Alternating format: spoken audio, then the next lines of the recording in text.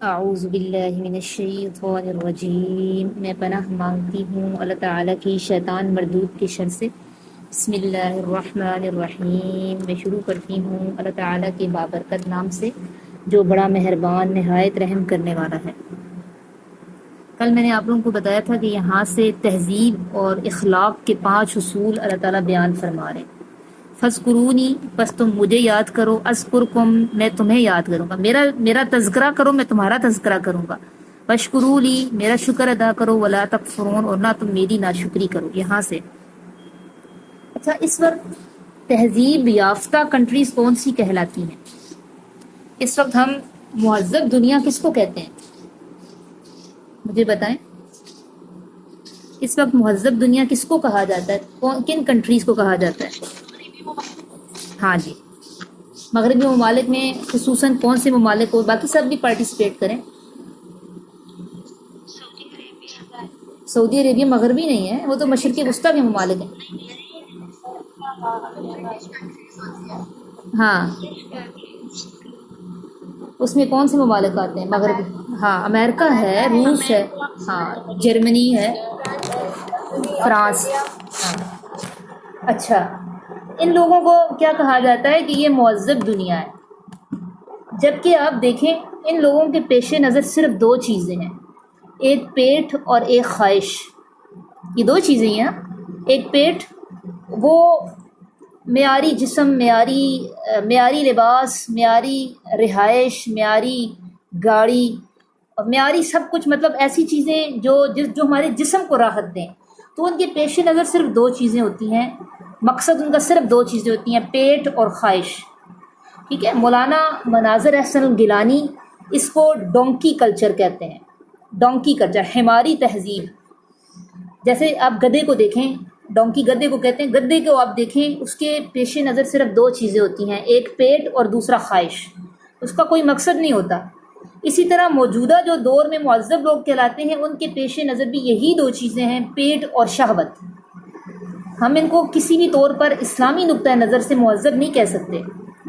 Karl Marx کا آپ فلسفہ دیکھیں، اس کا کہنا تھا کہ دنیا میں مسئلہ صرف پیٹ ہے، اور اس پر اس نے کمیونزم کی راہ دکھائی لوگوں کو۔ دوسری طرف یورپ کا فرائڈ تھا، اس کے فلسفے بھی بڑے مشہور ہیں لوگوں میں۔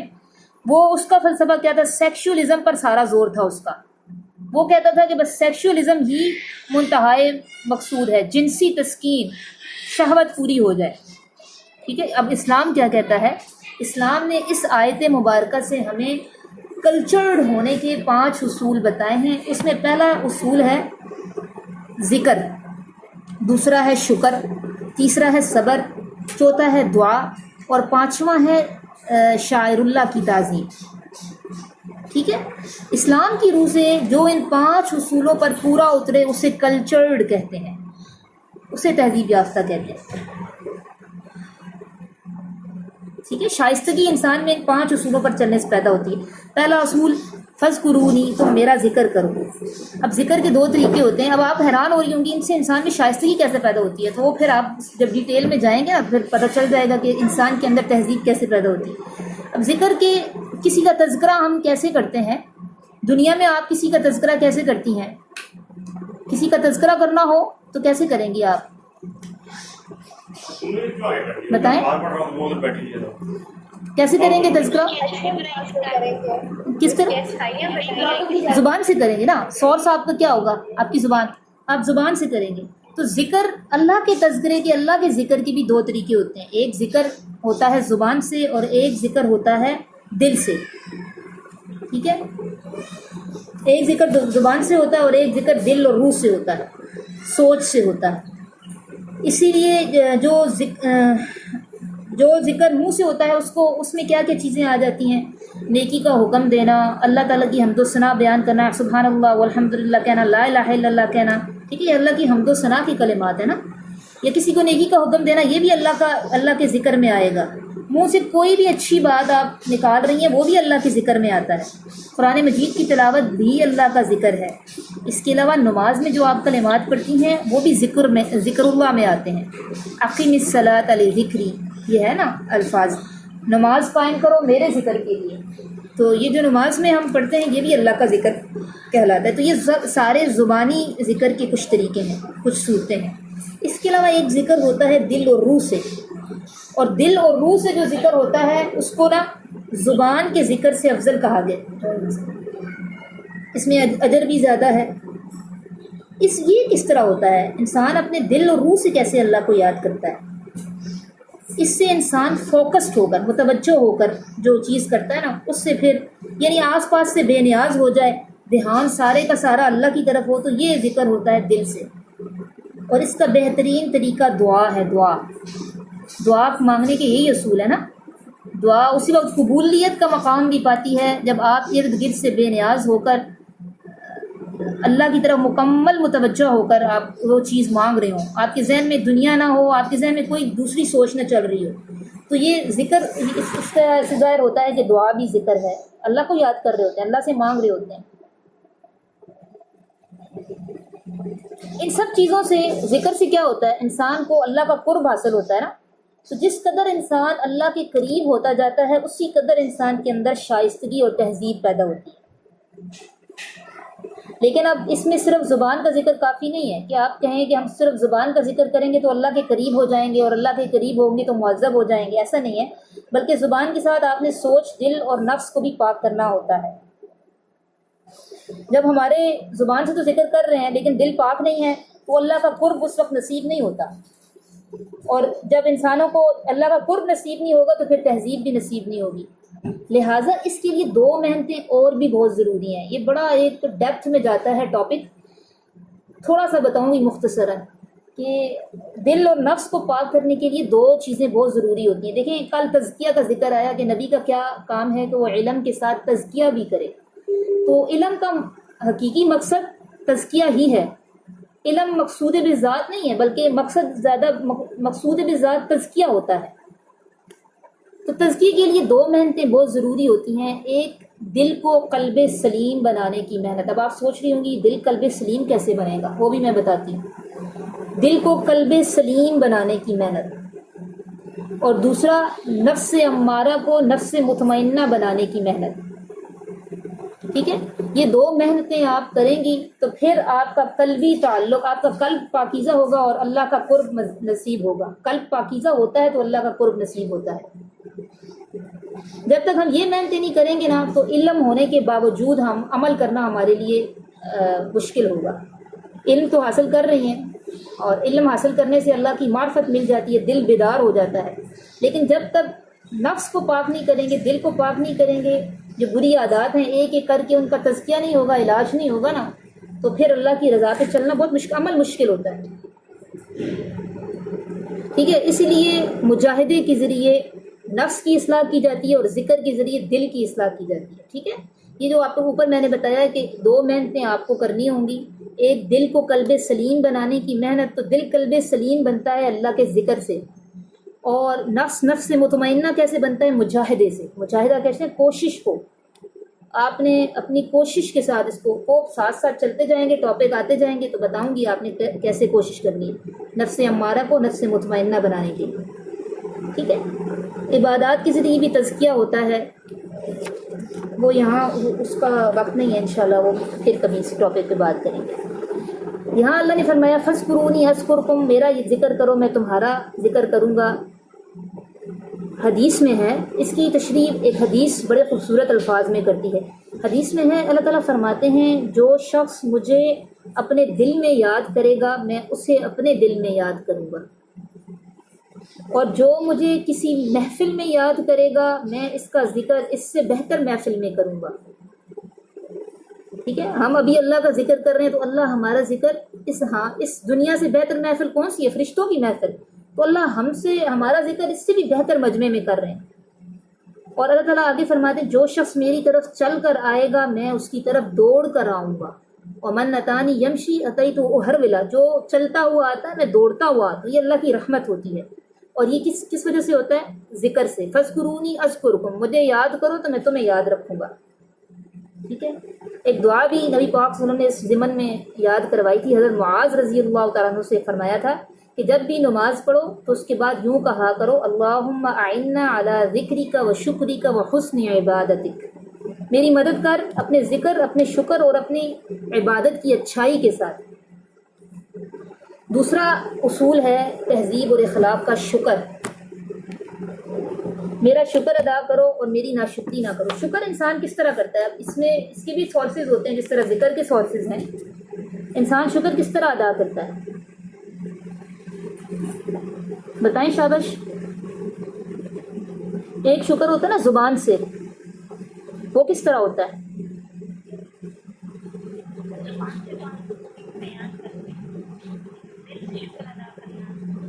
زبان سے شکر اس طرح ہوتا ہے نا کہ ہم کھانا کھاتے ہیں پھر کہتے ہیں الحمدللہ، تو یہ اللہ کا شکر ادا کر رہے ہوتے ہیں نا۔ پانی پیتے ہیں پھر کہتے ہیں الحمدللہ، کوئی اور نعمت ملے تو الحمدللہ، یہ زبان سے شکر ہوتا ہے۔ اب دوسرا شکر بھی ایک ہوتا ہے، وہ یہ نعمتوں کی قدردانی، وہ حقیقی شکر ہے۔ ٹھیک ہے، نعمتوں کی قدر، جو اللہ نے نعمتیں دی ہیں ان کی قدر کریں۔ جیسے اللہ نے اولاد دی ہے، اولاد بھی اللہ کی ایک نعمت ہے، اس کی آپ نے قدر کیسے کرنی ہے؟ جب پیدا ہو تو اس کا اچھا نام رکھیں۔ ٹھیک ہے، آج کل لوگ بڑے اوٹ پٹانگ ڈائجسٹوں اور ناولوں والے نام رکھ رہے ہوتے ہیں جن کی کوئی معنی نہیں ہوتے، تو ایسا نام رکھیں جو بامعنی ہو، کیونکہ قیامت کے دن بھی انسان کو اس کے نام کے ساتھ پکارا جائے گا۔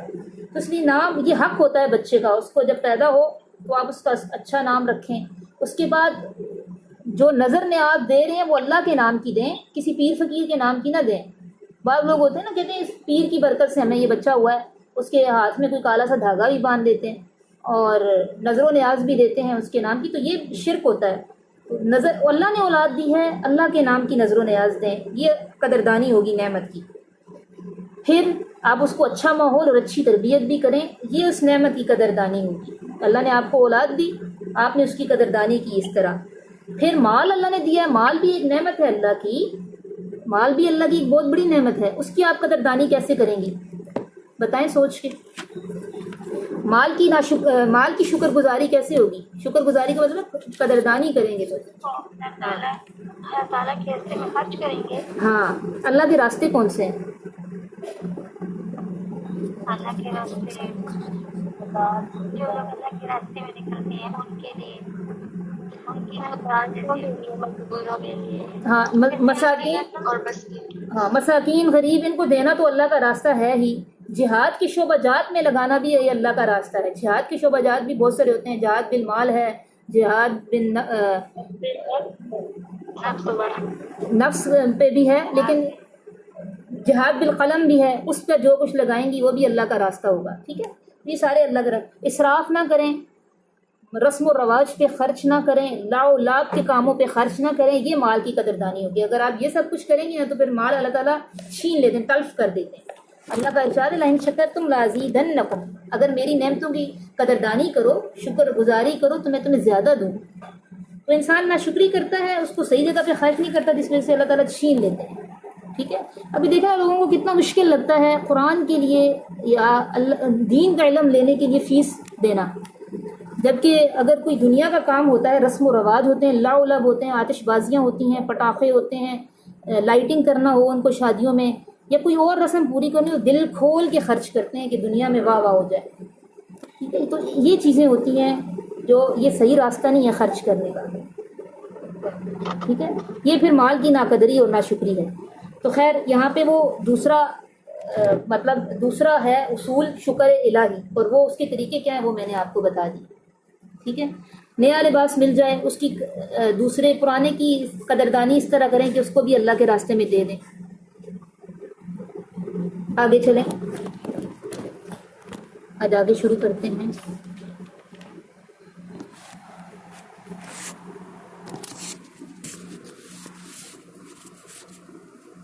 یا ایھا الذین آمنوا، اے ایمان والو، استعینوا، تم مدد طلب کرو، بالصبر، صبر کے ساتھ، والصلاۃ، اور نماز کے ساتھ، ان اللہ، بے شک اللہ تعالی، مع الصابرین، صبر کرنے والوں کے ساتھ ہے۔ اے ایمان والو، تم مدد طلب کرو صبر کے ساتھ اور نماز کے ساتھ، بے شک اللہ تعالی صبر کرنے والوں کے ساتھ ہیں۔ یہ تیسرا اصول ہے۔ ٹھیک ہے، تہذیب اور اخلاق کا تیسرا اصول ہے صبر۔ اب انسان کلچرڈ ہوگا جب انسان کے اندر صبر آئے گا۔ صبر، صبح اٹھتے ہیں ہم اور بہت سارے صبح سے لے کر رات ہونے تک بہت سارے ایسے مواقع آتے ہیں جہاں ہم نے صبر کرنا ہوتا ہے، لیکن صبر جو ہے عموماً 3 چیزوں پر ہوتا ہے۔ وہ 3 چیزیں کون سی ہیں؟ صبر علی المصیبت، کوئی مصیبت آ جائے، اہل ایمان پر جب کوئی مصیبت آ جائے تو وہ اس کو اللہ کی طرف سے سمجھتا ہے نا، اور اس پر انا للہ و انا الیہ راجعون کہتا ہے۔ جب انسان ایسا کہے تو پھر اس کا تعلق اللہ سے مضبوط ہو جاتا ہے۔ میرے مقدر میں لکھی ہوئی تھی یہ مصیبت، یہ مجھے پہنچ گئی، وہ اس پر صبر کرتا ہے، جزا فضا کا اظہار نہیں کرتا، ناشکری کا اظہار نہیں کرتا کہ میں ہی کیوں۔ تو پھر یہ جو ہوتا ہے نا، یہ صبر علی المعصی مصیبت کہلاتا ہے، مصیبت پر صبر۔ دوسرا صبر ہوتا ہے صبر علی الطاعہ، اللہ کی اطاعت کے کاموں میں صبر۔ وہ کون سا ہوتا ہے؟ وہ کس طرح ہوتا ہے؟ وہ بھی ہم کرتے ہیں، جیسے آپ مثال کے طور پر آپ دیکھیں، سخت سردی کا موسم ہو اور آپ نے صبح نماز پڑھنی ہو، گرم گرم بستر سے نکلنا کتنا مشکل لگ رہا ہے۔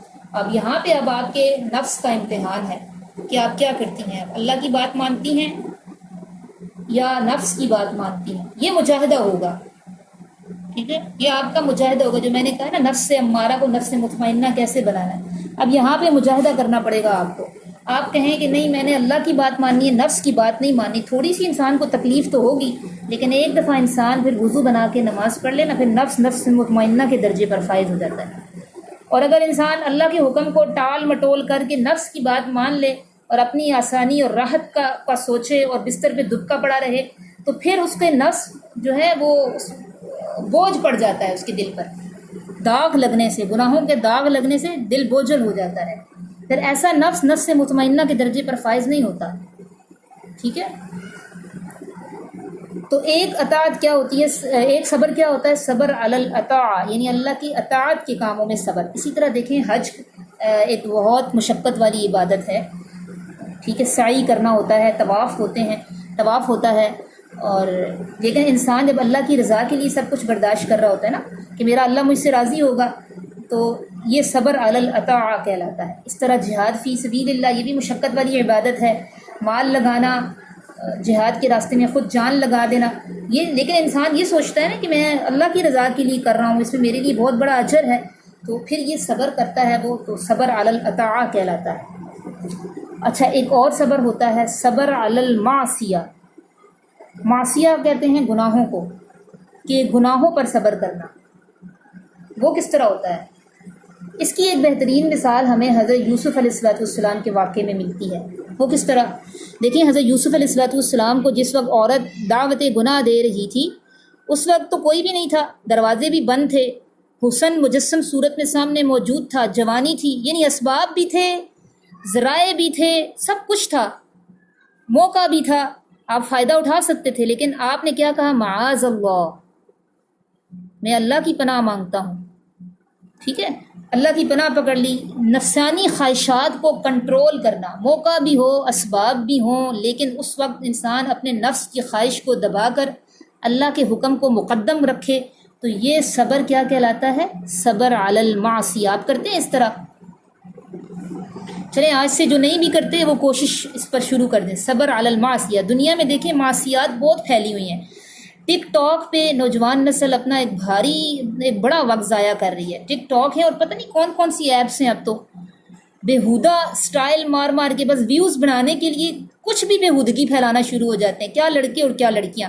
اب اس کو دیکھ کر تو پھر خربوزے کو دیکھ کے رنگ پکڑتا ہے نا، تو اس کو اپنے فیلوز کو دیکھ کر بہت سے نوجوان لڑکے لڑکیاں ہوتے ہیں، ان کا بھی دل چاہتا ہے بھائی ہم بھی مشہور ہوں، ٹک ٹاک بنائیں، ہم اس سے پیسہ کمائیں اور مشہور ہو جائیں، تو وہ بھی شروع ہو جاتے ہیں۔ لیکن اگر آپ کو پتہ ہے یہ راستہ صحیح نہیں ہے، یہ دل ہے جس میں ایک دفعہ نوجوان چلنا شروع ہو جائیں تو وہ پھر ان کی منزل جو ہے وہ کیا ہے؟ دل ہے جس میں نکلنا کا کوئی چانس نہیں ہوتا۔ اس لیے انسان کو شروع سے اس چیز سے اپنے آپ کو روک دینا چاہیے، ٹھیک ہے۔ تو یہ آپ کا امتحان ہوگا کہ آپ نفس کے خواہشات کو کنٹرول کرتی ہیں یا اپنے آپ کو نفس کی خواہشات کے پیچھے لگا دیتی ہیں، ٹھیک ہے۔ اپنے نفس کو نفس سے مطمئنہ کے درجے پہ لگانا ہے ہم نے، اور صبر علی المعصیہ کرنا ہے، یعنی معصیت کے کام جتنے بھی ہوں گے نا، اپنے نفس کو اس پر روک دینا ہے کہ نہیں ہم نے یہ نہیں کرنے۔ تو یہ آپ کا صبر کون سا کہلائے گا؟ صبر علی المعصیہ۔ یہ تینوں قسمیں نوٹ کرنی ہیں اور اس پہ تھوڑی تھوڑی ڈیفینیشن بھی لکھنی ہے ان کی۔ صبر علی المصیبت، صبر علی الطاعہ، صبر علی المعصیہ۔ ٹھیک ہے، اس سے انسان اللہ کے قریب ہوگا، اور انسان جیسے اللہ کے قریب ہوتا جاتا ہے اس کے اندر شائستگی اور تہذیب پیدا ہوتی جاتی ہے. ٹھیک ہے، آگے چلتے ہیں.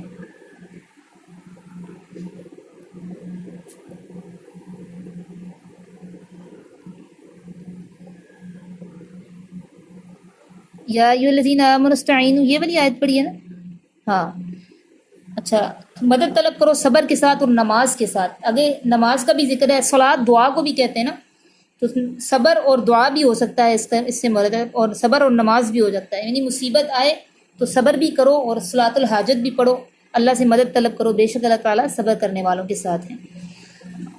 ولا تقولوا، اور مت تم کہو، ولا تقولوا، اور مت تم کہو، ولا اور نہ، تقولوا تم کہو، لمن اسے، اس شخص کو، یقتلو جو مارا جائے، فی سبیل اللہ اللہ کے راستے میں، اور مت تم کہو اس شخص کو، یقتلو جو قتل ہو جائے، جو مارا جائے، فی سبیل اللہ اللہ کے راستے میں، اموات مردہ، اموات مردہ، بل احیاء بلکہ وہ زندہ ہیں، بلکہ وہ زندہ ہیں، بل احیاء بلکہ وہ زندہ ہیں، ولکن لا تشعرون اور لیکن نہیں تم شعور رکھتے. اور مت تم کہو ان لوگوں کو جو مارے جائیں اللہ کے راستے میں مردہ، بلکہ وہ زندہ ہیں اور لیکن نہیں تم شعور رکھتے.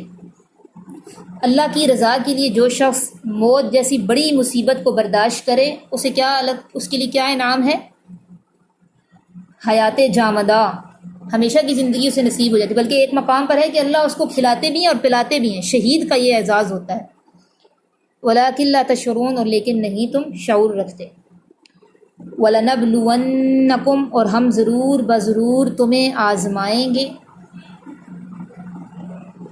بِشَيْءٍ کچھ، من الخوف خوف سے، اور ہم ضرور بضرور تمہیں آزمائیں گے، بِشَيْءٍ کچھ، من الخوف خوف سے، والجوع اور بھوک سے، ونقص من الاموال اور مالوں کے نقصان سے. نقص کہتے ہیں نقصان کو، ونقص من الاموال اور مالوں کے نقصان سے، والانفس اور جانوں کے نقصان سے، والثمرات اور پھلوں کے نقصان سے، وبشر الصابرین، وبشر اور آپ خوشخبری سنا دیں، صابرین صبر کرنے والوں کو، اور آپ خوشخبری سنا دیں صبر کرنے. اب دیکھیں یہاں لوگ کہتے ہیں نا بڑے امتحان ہیں ختم نہیں ہوتے، تو دنیا ہے تو امتحان تو آئیں گے. یا اللہ خود فرما رہے ہیں ہم ضرور بضرور تمہیں آزمائیں گے. ایمان کا دعویٰ کیا ہے نا، تو ایمان کا تقاضا ہے کہ امتحان بھی ہو کہ کون اس ایمان میں کھرا ہے، کون اللہ کی رضا پہ راضی رہتا ہے، اور کون اللہ سے شکوے شکایات کے دفتر کھول کے بیٹھ جاتا ہے. تو کلمہ پڑا ہے تو امتحان کے بغیر کامیابی کا تصور نہیں ہے. اب یہ امتحان دنیا میں ہیں، آپ تو آئیں گے ہی آئیں گے. نبی کریم صلی اللہ علیہ وسلم کا ارشاد ہے کہ انسان کا امتحان اس کے دین کے مرتبے کے حساب سے لیا جاتا ہے. جس قدر وہ دین میں مضبوط ہوتا ہے نا، اسی قدر زیادہ آزمائش آتی ہے. آپ دیکھیں انبیاء علیہ السلام کتنی کڑی آزمائشوں سے گزرے، اس کے بعد صحابہ اکرام کا ایمان کامل تھا، وہ کتنی کڑی آزمائشوں سے گزرے. وہ دنیا کو مسافر خانہ سمجھتے تھے نا، دل لگا کے نہیں بیٹھے ہوئے تھے، انہیں پتہ تھا یہ وقت ختم ہو جائے گا، اس لیے وہ اللہ کی رضا پہ راضی رہتے تھے. راضی برضا رہنا یہی ہے ایمان والوں کا شیوا. ٹھیک ہے، امتحان آئے تو اسے اللہ کی محبت کی چٹکی سمجھ لیا کریں. یہ اللہ کی محبت ہے، وہ ہمارے ایمان کو آزما رہا ہے کہ ہم کیا کرتے ہیں، اس کی شکر گزاری کرتے ہیں، صبر کرتے ہیں، یا جزا فضا کا اظہار کرنے لگتے ہیں، جلبلا جاتے ہیں. ٹھیک ہے، اور اگر دین کمزور ہوگا تو آزمائش بھی کمزور ہوتی ہے، لیکن آزمائش سے خالی اس دنیا میں کوئی نہیں ہوتا، سب پر آئیں گی. اور اللہ نے پھر سورسز بھی بتا دیے کہ میں تمہیں آزماؤں گا کیسے. خوف سے، خوف پھیل جاتا ہے نا، جیسے کورونا میں دیکھیں کتنا خوف پھیلا ہوا تھا، ہر ایک کو خدشات اور خوف لاحق تھا کہ پتہ نہیں کیا ہو جائے گا. تو یہ ایک آزمائش ہوتی ہے، یہ بھی یہ امت کی آزمائش تھی. والجوع اور بھوک سے، قحط پڑ جاتا ہے، بارشیں نہیں ہوتی، پھل کم ہو جاتے ہیں یا فصلوں کو نقصان ہو جاتا ہے، تو اللہ تعالیٰ فرمانے بھوک سے، ونقص من الاموال مالوں کے نقصان سے، کبھی کبھی انسان کوئی بزنس کرتا ہے اس میں لاس ہو جاتا ہے، یا مال پر کوئی مصیبت آ جاتی ہے، ٹھیک ہے، تو یہ بھی اللہ کی آزمائش ہوتی ہے، مال پر بھی امتحان آتا ہے، ونقص من الاموال مالوں کے نقصان سے، والانفس جانوں کے نقصان سے، کسی کو اللہ تعالیٰ اولاد دیتے ہیں چھین لیتے ہیں، یا جوان لوگ چلے جاتے ہیں، تو یہ جانوں کا جو نقصان ہوتا ہے نا، یہ بھی اللہ کی آزمائش ہوتی ہے۔ کووڈ میں دیکھیں کتنی زیادہ جانیں، کتنی کثیر تعداد میں جوان فوتگیاں ہوئی ہیں، ایسا ہی ہوا ہے نا، دوران کووڈ کیا ہوا ہے، کتنے نوجوان فوت ہوئے ہیں، تو یہ جانوں کا جو نقصان تھا یہ بھی ایک آزمائش تھی اللہ کی۔ والثمراتی، اور پھلوں کے نقصان سے بھی اللہ آزمائے، یہ سارے سورسز اللہ نے بتائے ہوئے کہ میں تمہارا امتحان کیسے کیسے لیتا ہوں۔ کسی کا باغ ہے اس میں کیڑا لگ جائے، پھلوں کی فصل صحیح نہیں آئی، پھلوں کا نقصان ہو گیا، تو یہ اللہ تعالیٰ پھلوں کے نقصان سے بھی اللہ آزماتے ہیں۔ وبشر الصابرین، اور جو لوگ صبر کرتے ہیں اللہ کی رضا سمجھ کر، ان کو خوشخبری سنا دیں۔ الذین، جو لوگ، آگے اللہ تعالیٰ ان لوگوں کی کوالٹی بھی بیان کریں، صبر کرنے والوں کی کیسے ہوتے ہیں۔ الذین، جو لوگ، اذا اصابتہم، جب اصابتہم پہنچتی ہے ان کو، مصیبت، کوئی مصیبت، الذین، جو لوگ، اذا، جب، اصابت، پہنچتی ہے، ہم، ان کو، مصیبت، کوئی مصیبت، قالو، تو وہ کہتے ہیں، انا، بے شک ہم، للہ، اللہ کے ہیں، بے شک ہم اللہ کے لیے ہیں، وَإِنَّا، اور بے شک ہم، الیہ، اسی کی طرف، راجعون، لوٹنے والے ہیں، بے شک ہم اللہ کے لیے ہیں اور بے شک ہم اسی کی طرف لوٹنے والے ہیں۔ یہ کلمات کہتے ہیں، جو بھی چھوٹی بڑی مصیبت ہے نا، یہ کہنے کی عادت بنا لیں، انا للہ و انا الیہ راجعون، ہم اللہ کے لیے ہیں اور بے شک ہم اسی کی طرف لوٹنے والے ہیں۔ اب جو لوگ یہ کہتے ہیں اور صبر کرتے ہیں، پھر آگے دیکھیں اللہ ان کو انعام کیا دیتے ہیں۔ اولئک، یہی لوگ ہیں، علیہم، ان پر، صلوات من ربہم، عنایتیں ہیں ان کے رب کی طرف سے، صلوات، عنایتیں ہیں، من ربہم، ان کے رب کی طرف سے، ورحمہ، اور رحمت ہے، وَأُولَئِكَ، اور یہی لوگ ہیں، ہم المہتدون، وہ ہدایت یافتہ، اور یہی لوگ ہیں ہدایت یافتہ، سیدھے راستے پر، اور یہی لوگ ہیں ہدایت یافتہ۔ اولئک، یہی لوگ ہیں، علیہم، ان پر، صلوات، عنایتیں ہیں، رحمتیں ہیں، من ربہم، ان کے رب کی طرف سے۔ صلوات کہتے ہیں خاص رحمت، خاص رحمت، خاص رحمتیں ہی ہیں کہ اللہ نے صبر کی بھی توفیق دے دی، راضی برضا بھی کر لیا۔ یہ توفیق بھی کسی کسی کو ملتی ہے، ہر ایک کو نہیں ملتی۔ ورحمہ، اور رحمت سے یہ عام مہربانیاں ہیں، ٹھیک ہے، جو اللہ تعالیٰ کافروں پر بھی کرتا ہے، گناہ گاروں پر بھی کرتا ہے، مومنین پر بھی کرتا ہے، اور رحمت میں عام مہربانیاں آ جاتی ہیں۔ صلوات من ربہم، عنایتیں ہیں ان پر، عنایتیں ہیں ان کے رب کی طرف سے، ورحمت، اور مہربانیاں ہیں، وَأُولَئِكَ، اور یہی لوگ ہیں، ہم المہتدون، ہدایت پانے والے۔ ربنا تقبل منا انک انت السمیع العلیم، وآخر دعوانا ان الحمد للہ رب العالمین۔